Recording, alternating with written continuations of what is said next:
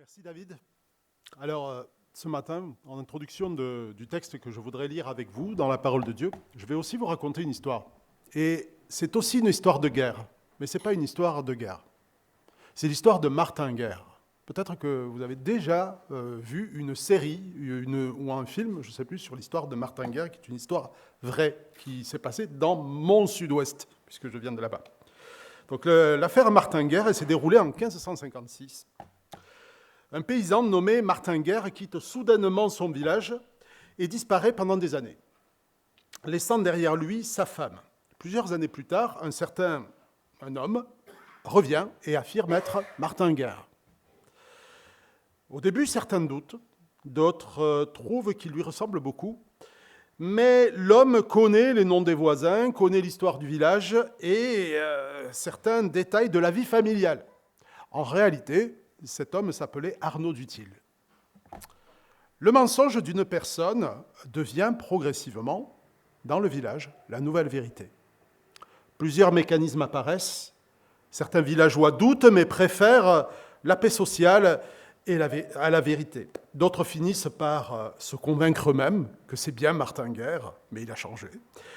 Même la femme de Martin finit par accepter cet homme comme son mari. Voilà, l'accepter. Au fil des années, ce faux Martin Guerre participe à la vie du village, devient une personne reconnue, et c'est alors que le vrai Martin Guerre réapparaît. L'imposteur est démasqué et condamné par le tribunal de Toulouse en 1560.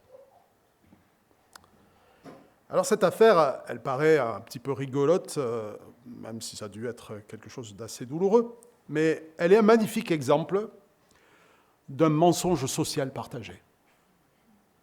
Certains savaient, d'autres doutaient, mais la communauté entière a laissé le mensonge redéfinir la vérité. Le texte que nous allons lire aujourd'hui, c'est un texte difficile. C'est un texte qui nous heurte, comme on en trouve pas mal dans Josué, finalement.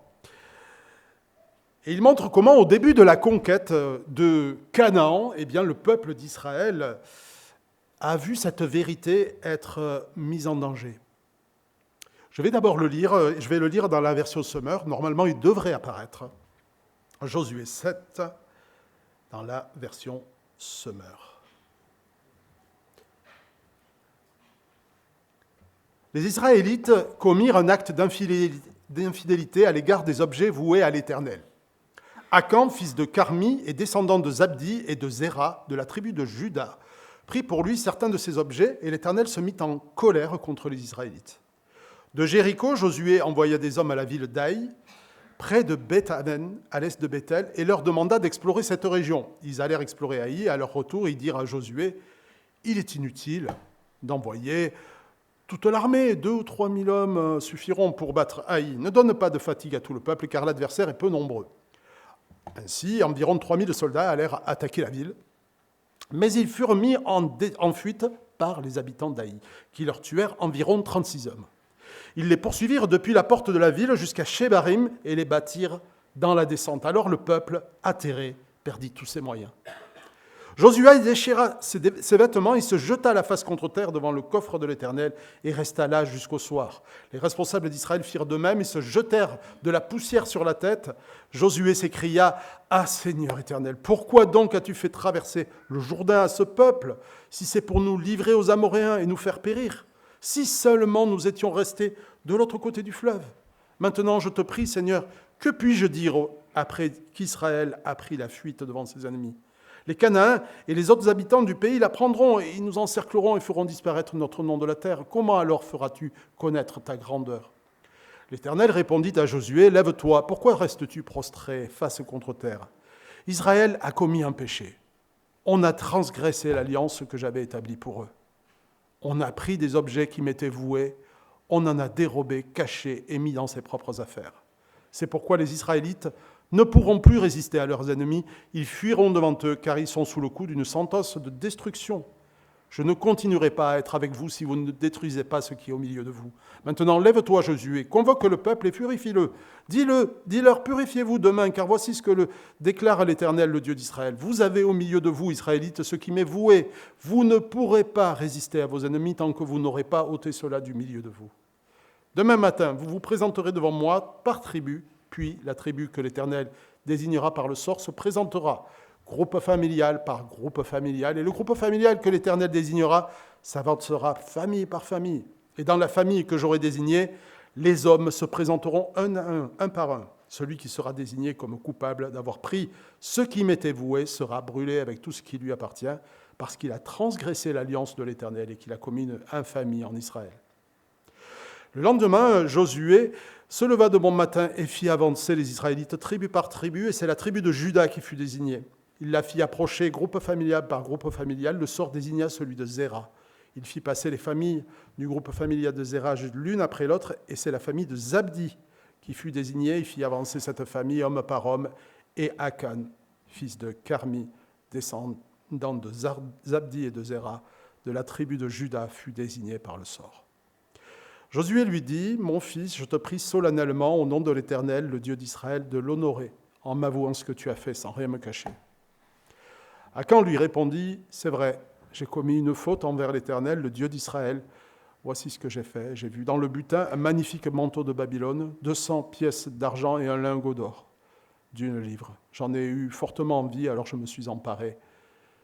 Ces objets sont enterrés au milieu de ma tente et l'argent est en dessous. » Josué envoya les hommes à la tente d'Akan.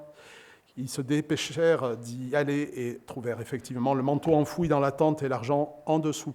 Ils prirent le tout et l'apportèrent à Josué et à tous les Israélites. Puis on le déposa devant l'Éternel. Josué, aidé de tous les Israélites, saisit Akan avec l'argent, le manteau, le lingot d'or, ainsi que ses fils, ses filles, ses bœufs, ses ânes, ses brebis, sa tente, bref, tout ce qui lui appartenait, et ils les menèrent dans la vallée d'Achor. Josué dit à Akan, « Pourquoi nous as-tu attiré malheur ? Que l'Éternel fasse ton malheur aujourd'hui. » Alors tous les Israélites le lapidèrent. Ils lapidèrent aussi tous les siens, brûlèrent les cadavres. Puis on éleva sur lui un grand tas de pierres qui existe encore aujourd'hui. Après cela, l'Éternel abandonna sa colère. C'est à cette occasion que l'endroit fut appelé Vallée d'Achor, Vallée du malheur, nom qui lui est resté jusqu'à ce jour. Je vous l'avais promis, une histoire difficile. Mais elle est dans la parole de Dieu, et c'est pour notre instruction. Et ce n'est pas à nous de censurer, d'amender la parole de Dieu, mais aussi de voir ce que le Seigneur veut nous dire au travers de cela. Je traiterai en 4 points. D'abord, que la faute d'un seul a condamné tout le peuple. Quelle question! Et puis ensuite, nous verrons que la mort d'un seul a levé la condamnation. Un seul et sa famille, n'exagérons rien. Nous verrons ensuite qu'il y a une différence à notre époque, parce que la croix a individualisé la responsabilité. Et nous verrons pourquoi. Enfin, l'Évangile te responsabilise. Non, ce n'est pas le dernier point, c'est un autre point. Je ne me rappelle plus du dernier point. Voilà, je vous le dirai plus tard. L'affaire avait bien commencé. La génération de la sortie d'Égypte, elle était passée et désormais, une nouvelle génération, avec des sentiments plus nobles, va conquérir le pays. La promesse faite à Josué avait été celle de la protection. Dans Josué chapitre 1, verset 5, Josué avait reçu cette promesse. « Tant que tu vivras, personne ne pourra te résister, car je serai avec toi, comme j'ai été avec Moïse. Je ne te délaisserai pas et je ne t'abandonnerai pas. » La conquête de Jéricho, que nous avons vue la semaine dernière, là aussi, un passage difficile, s'est déroulée de manière miraculeuse. Le peuple a appris que la foi en Dieu fait tomber les murs. La bataille d'Aï devait donc se dérouler de la même manière. L'affaire est pliée d'avance. Un peu comme la France avant cette Coupe du Monde, n'est-ce pas? Mais le match ne se joue qu'à la fin. En fait, on ne connaît le résultat qu'à la fin. Il est inutile d'envoyer toute l'armée. 2 ou 3 000 hommes suffiront pour battre Haï. Ne donne pas de fatigue à tout le peuple, car l'adversaire est peu nombreux. Mais en réalité, il n'en fut rien. Une grande défaite attendait Israël. Ce ne sont pas les murs d'Aï qui sont tombés, mais c'est le moral du peuple. Et c'est le moral de son chef, Josué, qui se lamente un petit peu comme le peuple dans le désert, avant lui, dans la génération précédente. Mais pourquoi nous as-tu venir jusqu'ici ? L'Éternel ne semble plus tenir ses promesses. Derrière la défaite apparente, en fait, une autre réalité se cache, une réalité spirituelle qui va être révélée. Le peuple est frappé par une sentence de mort. Terrible. Pourquoi une telle peine doit-elle être infligée à tout le peuple ? Est-ce parce qu'ils ont été présomptueux ? Ben oui, bien sûr qu'ils l'ont été. Ils ont joué le match avant de l'avoir joué. Ils avaient gagné le match avant de l'avoir joué. Josué, mais bien sûr qu'il est coupable. Il a écouté les conseils de ceux qui comptaient sur les propres forces d'Israël, alors que la première bataille ne s'était déroulée que par les miracles de Dieu. Présomption, et puis aussi suffisance, orgueil. Mais l'introduction de notre texte ne laisse planer aucun doute. Ce n'est pas ça la faute d'Israël. C'est le peuple entier qui est fautif à cause de la faute d'un seul. En tout cas, qui doit subir la faute d'un seul. Verset 1, les Israélites commirent un acte d'infidélité. C'est les Israélites à l'égard des objets voués à l'Éternel. Akan de la tribu de Juda prit pour lui certains de ces objets et l'Éternel se mit en colère contre les Israélites. Donc c'est le premier point, la faute d'un seul a plongé tout le peuple dans la colère de Dieu. Quelle affirmation étrange à notre époque si individualiste. Au verset 21, on voit quelle est la faute d'Akan. Verset 21, j'ai vu dans le butin un magnifique manteau de Babylone, 200 pièces d'argent, un lingot d'or d'une livre. Et j'en ai fortement eu envie. Alors, je m'en suis emparé. Alors, c'est quoi cette faute ? Eh bien, il y en a plusieurs. La première, c'est la convoitise, qu'il confesse. J'en ai eu envie, fortement envie. Incapacité de résister à l'attrait trompeur des richesses. Mais peut-être pour une autre raison un peu plus profonde, celle de céder au désir de paraître. Je trouve toujours étonnante cette évocation du beau manteau de Babylone. Pourquoi il a eu fortement envie de ce beau manteau de Babylone ? Il allait peut-être lui donner une renommée, susciter les convoitises. Ça peut être tellement tentant de susciter l'envie des autres, d'attirer le regard sur lui. La seconde faute qu'Akan s'autorise, c'est que Akan s'autorise des droits que les autres n'ont pas. Tout le peuple se conforme à l'obéissance à l'Éternel, mais moi, j'ai des droits différents. Je suis quelqu'un de spécial. Pourquoi est-ce que je ferais comme les autres ? Pourtant, la mise en garde avait été très claire. On la voit au chapitre précédent que nous avons lu la semaine dernière. Prenez bien garde, Josué 6, 18, à ce qui doit être voué à l'Éternel. Ne prenez rien de cela, sinon vous placeriez le camp d'Israël sous une sentence de destruction et vous lui attireriez le malheur. Akan, la faute d'Akan, c'est de détourner un châtiment de Dieu à son propre profit. Il pense que Dieu ne fera pas ce qu'il dit. Il pense que s'il n'est pas vu, on ne pourra pas le prendre. Mais l'Éternel connaît nos cœurs à tous. Et quand le mensonge et la dissimulation s'installent au sein de son peuple, Dieu finit toujours par la révéler. Alors personne ne contestera cette faute d'Akan, mais ce qui semble plus difficile à admettre, c'est que, à cause de ces mauvais désirs d'Akan, eh bien, ceux qui ont emporté son cœur, donc tout le peuple a été atteint, et il y a eu des morts, 36, ils sont comptés en plus.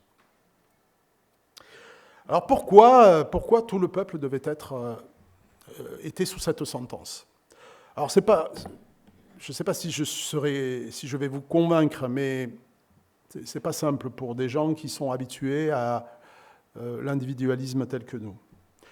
Mais il y a un élément propre à l'ancienne alliance qui rend la faute collective, c'est que l'alliance était justement collective et nationale. Le fait même d'appartenir au peuple élu faisait entrer dans l'alliance. Les instructions étaient données à un seul médiateur, et un médiateur sujet à la faiblesse. Et il y avait une responsabilité collective.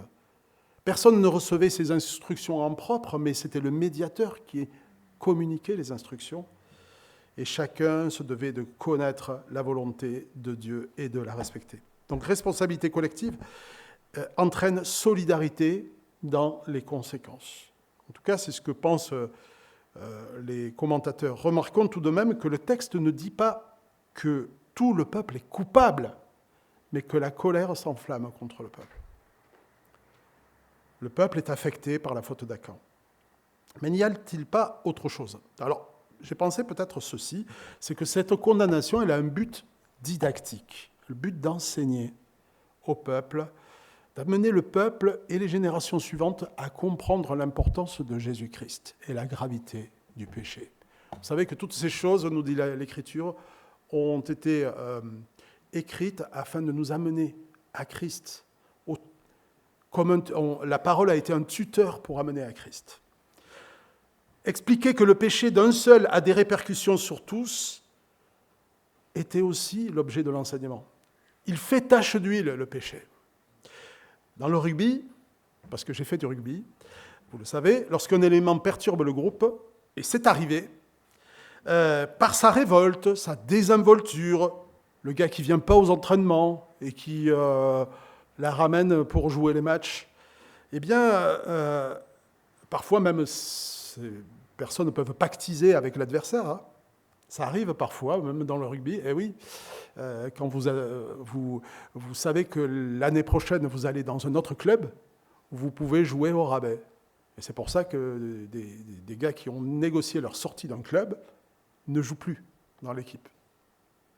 Ne jouent plus dans l'équipe, même s'ils sont très bons, on préfère ne pas les laisser jouer parce qu'ils peuvent être mis dans une situation compliquée. Donc dans le rugby, ça fonctionne comme ça. L'équipe est affectée. Et en ce qui concerne Israël, il ne s'agit pas seulement d'un match qui va être loupé, mais d'une équipe qui perd la bénédiction de Dieu. Quand un membre enfreint les règles, toute l'équipe est affectée, et par l'exemple, et ne serait-ce que par l'exemple que donne cette désobéissance. Par l'exemple que donne Akan d'un imposteur,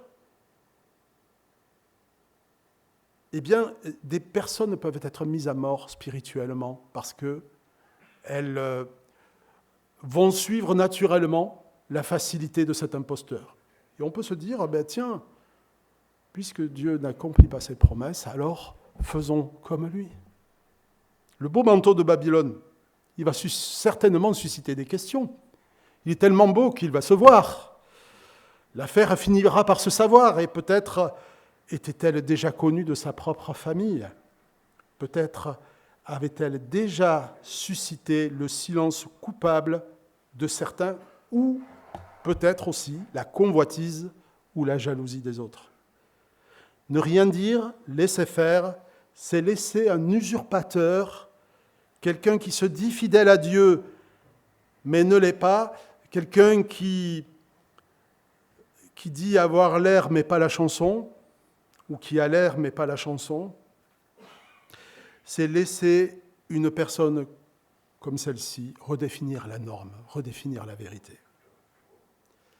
Si un élément du groupe se permet de désobéir, si rien n'est fait, les autres se diront « à quoi bon obéir à Dieu puisqu'il ne tient pas ses promesses? Il ne met pas ses menaces à l'exécution. » Alors, ce qu'est le mensonge, il finit toujours par progressivement redéfinir la vérité au sein de toute la famille. Au point que ici, eh bien, cette vérité a été mise en jeu et elle a redéfini la vérité du groupe. Il est aussi surprenant d'apprendre qu'à cause de la faute d'un seul, toute la famille a été condamnée, toute sa famille. La loi donnait cette règle pourtant, c'est dans Deutéronome 24, verset 16, « Les parents ne seront pas mis à mort pour les crimes commis par leurs enfants, ni les enfants pour ceux de leurs parents. Si quelqu'un doit être mis à mort, ce sera pour son propre péché. » Étonnant, Dieu donne cette loi et pourtant toute la famille est condamnée et nous devons nous rendre à l'évidence que très certainement la famille est complice. Elle a dissimulé, ou elle s'est peut-être réjouie d'avance de profiter du lingot d'or. Il s'agit donc d'une faute familiale. En tout cas, faisons confiance à la justice de Dieu dans ce domaine. Là encore, la faute a fait tache d'huile. C'est la convoitise d'un seul et elle s'est étendue à la famille.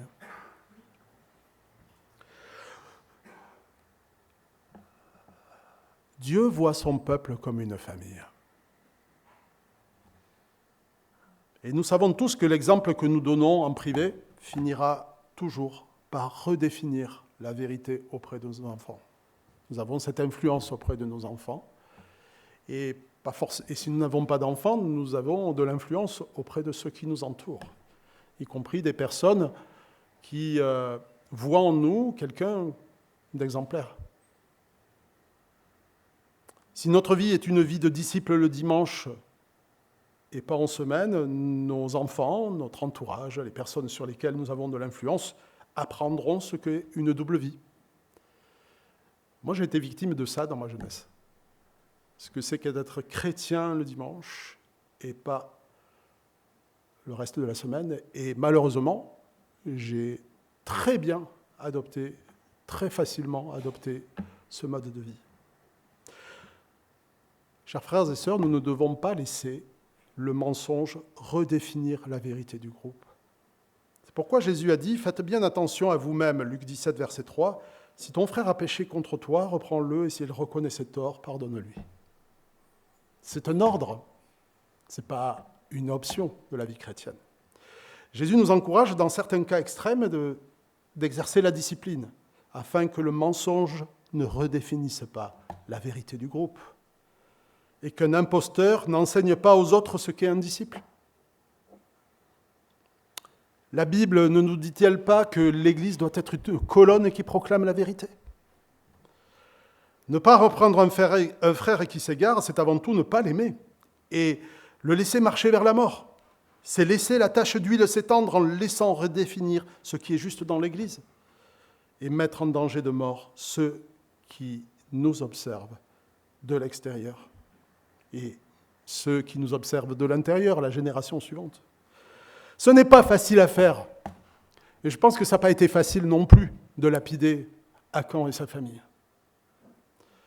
Peut-être moins encore, certainement. C'est notre responsabilité à tous, et pas seulement des pasteurs et anciens, de nous encourager aux bonnes œuvres et à la pratique du bien. Car le péché fait tache d'huile et la faute d'un seul a des répercussions dans la famille de Dieu et surtout lorsqu'elle est publique. Alors cette histoire si dérangeante m'amène à évoquer un second principe spirituel que nous devons bien avoir en tête. D'abord, tout simplement que le salaire du péché, c'est la mort. Et cette vérité si dérangeante n'est pas différente aujourd'hui.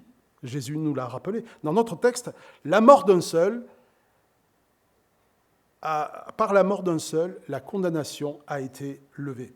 Lorsqu'Akan et sa famille, nous dit le texte, sa famille complice ont été mis à mort, eh bien l'Éternel abandonna sa colère, au verset 26. Et l'auteur de terminer par cette précision, ceci arriva dans la vallée d'Achor. Et c'est un grand malheur, parce que le Seigneur ne prend pas plaisir à voir mourir le méchant, mais c'est un grand malheur qui fut infligé à Israël ce jour-là. Certains penseront que la sentence est injuste, parce que Akan s'est repenti. En réalité, Akan a eu une multitude d'occasions de se repentir. D'abord le clan. Ouf, c'est passé pas loin.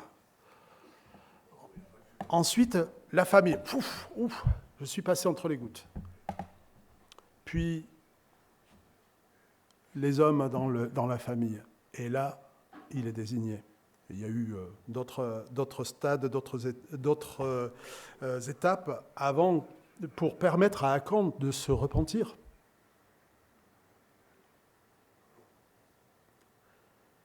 Akan a attendu que le sort tombe sur lui.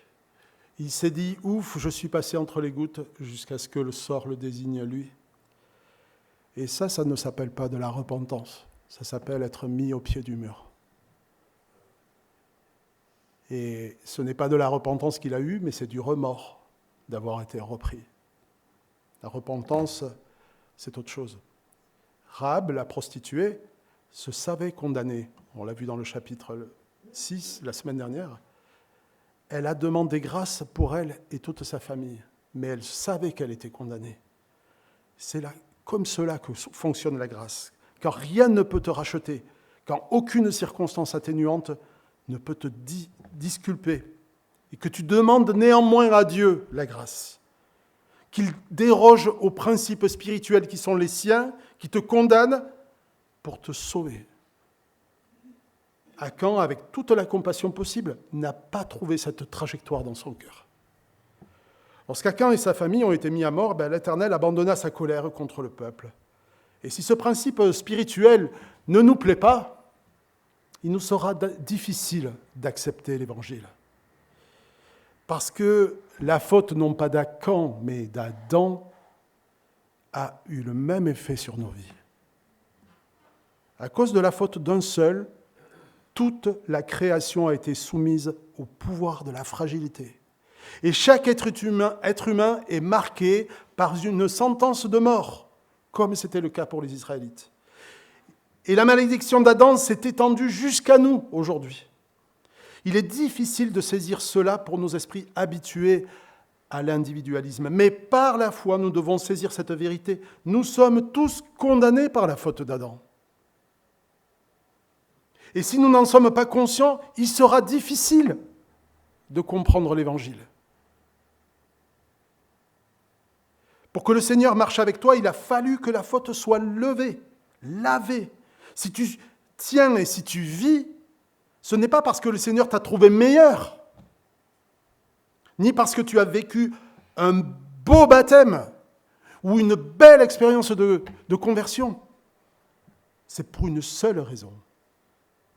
Parce que Jésus est venu pour te sauver. Il est descendu du blindé pour te sauver la vie. Pour reprendre l'exemple de David. Jésus a pris injustement la place d'Adam et a été lapidé sur une croix à ta place. C'est sur le mont Golgotha que ton Sauveur a subi la colère de Dieu à ta place. Pourtant, tu n'avais rien fait, tu n'étais pas là dans le jardin d'Éden. Et pourtant, la faute s'est étendue jusqu'à toi. Par la mort d'un seul, ta faute a été lavée. Et c'est par la vie d'un seul que nous sommes sauvés. Ce qui fait que nous considérons les choses autrement aujourd'hui, c'est que je pense qu'une des explications, c'est mon troisième point, c'est que la croix a individualisé nos responsabilités. Et c'est le troisième point que je veux partager avec vous. Nous sommes invités à vivre une vie responsable devant Dieu. Et pour cela, je vais lire un passage, c'est le péché d'Ananias et Saphira au chapitre 5. Un homme appelé Ananias, avec Saphira sa femme, vendit une propriété et garda une partie du prix, sa femme le sachant aussi. Puis il apporta le reste et le déposa aux pieds des apôtres. Pierre lui dit, « Ananias, pourquoi Satan a-t-il rempli ton cœur ?» Non, c'est la flèche à droite. Flèche à droite. Au point que tu mentes au Saint-Esprit et que tu gardes une partie du prix du champ. S'il n'avait pas été vendu, ne te restait-il pas après avoir été vendu ? Le prix n'était-il pas à ta disposition ? Comment tu peux former dans ton cœur un tel projet ? Ce n'est pas à des hommes que tu as menti, mais c'est à Dieu. Quand Ananias entendit ces paroles, il tomba et expira. Une grande crainte s'empara de tous ceux qui l'apprirent. Les jeunes gens se levèrent, enveloppèrent le corps, l'emportèrent et l'enterrèrent. Environ 3 heures plus tard, sa femme entra sans savoir ce qui était arrivé. Pierre lui adressa la parole. « Dis-moi, est-ce à ce prix que vous avez vendu le champ ?»« Oui, répondit-elle, c'est à ce prix-là. » Alors Pierre lui dit, « Mais comment avez-vous pu vous mettre en accord pour provoquer l'Esprit du Seigneur ? Voici que ceux qui ont enterré ton mari sont à la porte. Ils t'emporteront toi aussi. » Et au même instant, elle tomba aux pieds de l'apôtre et expira. Les jeunes gens, à leur entrée, la trouvèrent morte et l'emportèrent et l'enterrèrent auprès de son mari. Une grande crainte s'empara de toute l'Église et tous ceux qui apprirent ces événements. Voyez, une histoire qui est similaire en bien des points. Il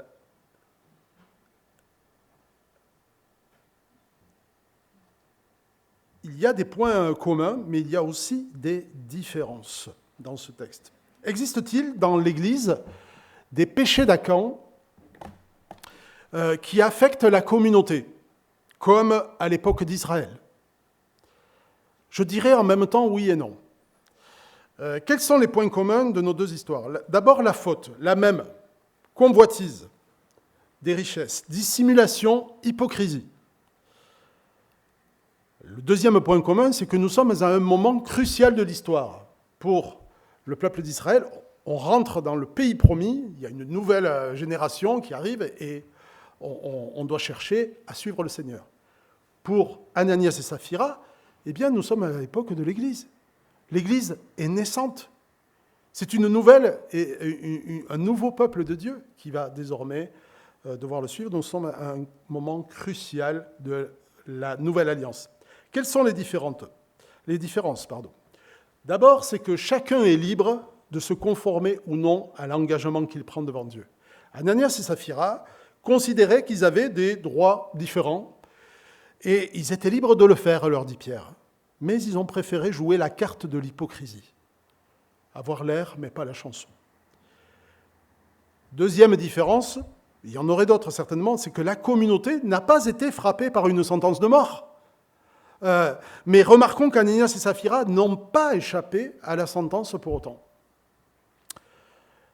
Il semble que la croix, puisque Ananias et Saphira, nous sommes dans le Nouveau Testament, nous sommes après le sacrifice de Jésus, donc il semble que la croix apporte quelques différences. D'abord, nous n'avons plus accès à Dieu par l'intermédiaire d'un homme pécheur et marqué par la faiblesse, comme l'était Josué. Jésus est mort pour les péchés de tous les membres de son peuple, et tous les péchés. Et il est le parfait médiateur qui satisfait à la colère de Dieu. Donc la faute de chaque membre est payée. Donc la colère ne peut pas s'étendre à la communauté parce que chacun est au bénéfice de ce sacrifice. Ce qui n'était pas le cas encore à l'époque de Josué. De plus, deuxième élément, le peuple n'est plus un peuple selon la chair. Et je crois que c'est ce qui ressort particulièrement du texte d'Ananias et Saphira. Ce n'est plus l'appartenance ethnique qui le définit, c'est un peuple par l'esprit. Si quelqu'un n'a pas l'esprit de Christ, nous dit l'apôtre Paul, il ne lui appartient pas. Donc tout membre véritable reçoit l'Esprit Saint. Chacun devient donc responsable devant Dieu de sa propre obéissance ou pas à l'Esprit Saint. C'est pour cela que Pierre ne s'attarde pas sur le fait qu'Ananias et Saphira aient menti à des hommes. Il leur dit, mais ce n'est pas à des hommes que vous avez menti, mais c'est à Dieu. Vous avez menti, offensé le Saint-Esprit. Alors la grande question, c'est Ananias et Saphira étaient-ils chrétiens? C'est une question intéressante qui sort du cadre de cette prédication, mais on peut au moins dire qu'ils ont délibérément choisi de ne pas obéir au Saint-Esprit et comme Achan, d'agir comme si Dieu ne les voyait pas. Et la même crainte qui a emparé toute l'Église à ce moment-là devrait être aussi la nôtre à la lecture de ce texte-là. Parce que l'hypocrisie, Dieu la voit. Et mes hypocrisies, Dieu les voit. Et ça me met dans la crainte aussi. Parce que c'est un encouragement aussi à marcher de manière digne, même dans la face cachée de David. En Christ, chacun a pour responsabilité de marcher par l'Esprit de Dieu et de laisser le diriger, éclairer les zones d'ombre. Pourtant, il n'est pas rare qu'un péché affecte toute la communauté. Ça existe. Quelque part, même si Jésus ne nous demande pas de mettre à mort quiconque, notre responsabilité collective, c'est de nous exhorter à l'amour et à la pratique du bien. Et comme ce fut le cas de Pierre, de dénoncer le mensonge et parfois de chasser le mal du milieu de nous. En fait, l'histoire de nos églises, l'histoire récente de nos églises, elle montre que des péchés cachés, parfois par les responsables eux-mêmes, n'ont pas eu effet que la colère de Dieu ait frappé la communauté. Par contre, lorsqu'après plusieurs avertissements, et je crois qu'un enfant de Dieu est toujours averti avant que la faute soit révélée, mais lorsqu'après plusieurs avertissements, le Seigneur révèle le mensonge, le péché affecte la communauté. Quand la faute est publique, elle crée un trouble dans la communauté. Le Seigneur avertit ses enfants qui s'égarent, et d'une manière générale, nous ne devons pas fermer les yeux et mettre sous le tapis, car un jour ou l'autre, Dieu révèle. Pour finir, après ce sujet difficile, je voudrais nous encourager par ces versets, frères et sœurs. C'est les versets que tu as lus tout à l'heure, David. 2 Corinthiens 5, 14. L'amour de Christ nous presse parce que nous sommes convaincus que si un seul est mort pour tous, tous sont donc morts avec lui. Et s'il est mort pour tous, c'est afin que ceux qui vivent ne vivent plus pour eux-mêmes, mais pour celui qui est mort et ressuscité pour eux. La nouvelle réalité qui nous touche tous désormais, frères et sœurs, c'est que non seulement notre Seigneur a payé la faute d'Adam, comme nous l'avons expliqué tout à l'heure, mais désormais, les frères et sœurs, tous sont morts avec lui. Mais qu'est-ce que veut dire ce texte ? Ceux qui sont unis à Christ ne sont plus citoyens de ce monde. Ils sont morts avec Christ à ce monde, avec ses attraits et ses convoitises. Et ce n'est pas qu'une vue de l'esprit ou quelque chose de virtuel ou de théorique. Désormais, nous dit ce texte, ceux qui appartiennent à Christ ne vivent plus pour eux-mêmes, mais pour Dieu. Si la question de la sentence de mort qui pesait sur le peuple est réglée par Jésus-Christ, la question de l'obéissance est en passe de l'être. Jésus est ressuscité et par son Esprit Saint, il redéfinit la vérité dans nos cœurs. La nouvelle réalité, c'est la loi du royaume inscrite dans le cœur. La nouvelle réalité, c'est la liberté à laquelle Christ nous appelle. Mais ce n'est pas de vivre pour nous-mêmes, mais la vraie liberté, c'est de vivre pour celui qui est mort et ressuscité pour nous. Comment prétendre que c'est là notre vie, chers amis, si notre vie ne se conforme pas à la volonté de Dieu ? Jour après jour, par l'Esprit que Dieu a mis en nous, nous devons apprendre cette nouvelle réalité que Paul nous a laissée dans ses épîtres. Ce n'est plus moi qui vis, mais c'est Christ qui vit en moi. Nous ne nous appartenons pas nous-mêmes, car nous avons été rachetés à un grand prix, nous dit l'apôtre Paul. Il semble pénible au départ d'accepter cette mort, mais en réalité, l'amour de Christ nous presse. Donc c'est convaincu par l'amour de Christ que nous acceptons cette mortification. Ce n'est pas une soumission servile, mais c'est l'amour pour Christ qui nous y pousse et que le Seigneur nous donne de vivre cela. Donc en deux mots et pour conclure, donc, ne laissons pas le mensonge redéfinir la vérité du groupe.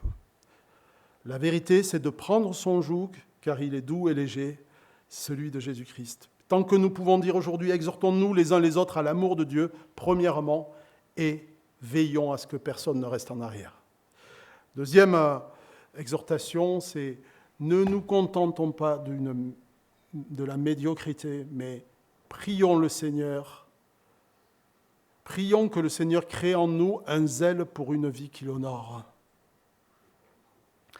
L'erreur d'Akan, du peuple d'Israël, et celle qui nous guette, c'est celle de définir notre salut par l'appartenance à un groupe